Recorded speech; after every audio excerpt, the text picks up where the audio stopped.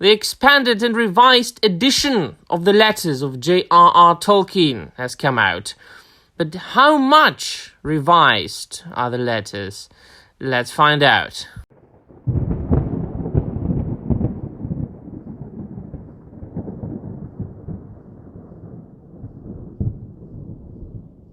Yes, hi everybody, and welcome to yet another video. Your dear old European lore is back, my dear friends. If you've missed me, oh yes, I am here to stay this time. Welcome, and please do look at the screen. What you can see is an excerpt from a description to the revised and expanded letters of J.R.R. Tolkien that have just come out recently.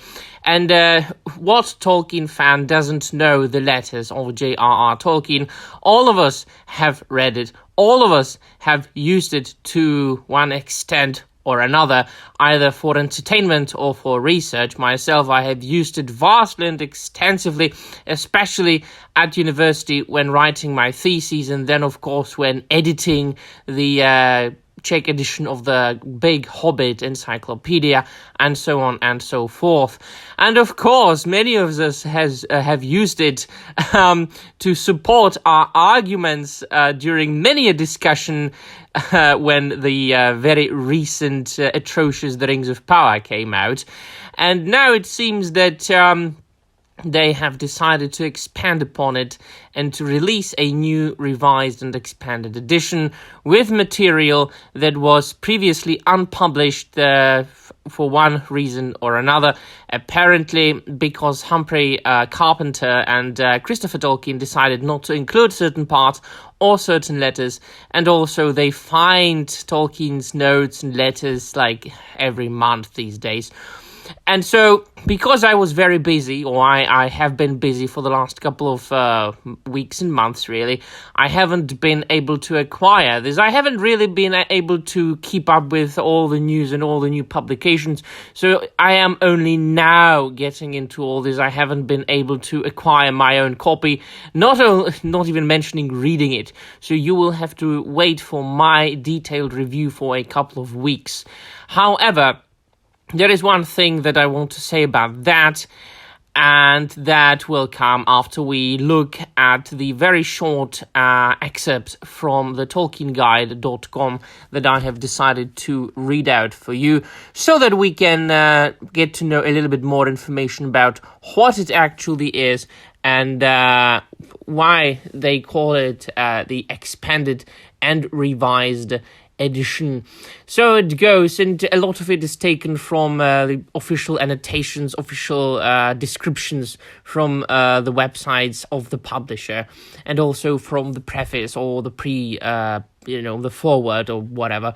And it goes, published in 1981 and edited by Humphrey Carpenter with the assistance of Christopher Tolkien, the letters of J.R.R. Tolkien has remained the only volume dedicated solely to the letters written by J.R.R. Tolkien. In the years since, some have found their way into print in journals, articles, auction catalogues, and books published on J.R.R. Tolkien, with one work deserving special mention: the J.R.R. Tolkien Companion and Guide from Christina Scull and Wayne G. Hammond, which mentions and quotes from more letters than any other print publication. Originally published in 2006, and again in 2017 as an expanded 3-volume box set, it contains a myriad of details from J.R.R. Tolkien's letters, as well as details of every area of his life. Now, we know that those letters are mainly then, of course, focusing on, his published work and the way he was dealing with the publishers, and people are taking all sorts of quotes and information about the background of making The Hobbit and The Lord of the Rings, and quite obviously writing his magnum opus, his, the Silmarillion, but also bits and pieces and snippets from his personal life, his correspondence with his son, Christopher, and so on and so forth. And it continues, 42 years after Humphrey Carpenter presented this volume to J.R.R. Tolkien readers, we again have a volume which contains nothing but J.R.R. Tolkien's letters. But all is not as it seems. This is not a new volume of brand new letters, and this is because for more than 40 years another version of this book has been tucked away, waiting for its chance to be published. When Humphrey Carpenter delivered his volume to Rainer Unwin, George Allen Unwin, in late 1977, the publisher became concerned that the book was too long, so Humphrey Carpenter and Christopher Tolkien dedicated the next month reducing the text to a more manageable size, eliminating around 50,000 words. Chris Smith of HarperCollins, in his foreword to this new edition, says that Humphrey Carpenter made hardly a mention of this reduction, and very few people knew of this larger version. Before his passing, Christopher Tolkien commented that he still had the original edition, and on November the 9th, 2023, we see the version that Humphrey Carpenter and Christopher Tolkien originally intended. Well then, and it goes. Readers will find that Humphrey's original numbering system has been retained. A newly included correspondence has been indicated by appending to the number a small letter, e.g. 15a, for Carpenter's letter 15a. J.R.R. Tolkien to Stanley Unwin, September the 17th, 1937, which follows that of Carpenter's letter number 15, J.R.R. Tolkien to C.A. Firth, Allen and Unwin, the 31st of August, 1937. In the layout of the book, since its publication in 1981, the Letters of J.R.R. Tolkien has become an invaluable work of reference, with its content frequently cited by letter number. By preserving this original system, the value of letters will continue. Chris Smith forward to the revised and expanded edition. Now, the description now is followed on the site by a review of that particular publication, and I shall provide a link to the description down below should you want to read it for yourselves. But I will wait for my copy to arrive, read it, compare it with the not revised and not expanded edition, and then, of course, make a review on my own channel.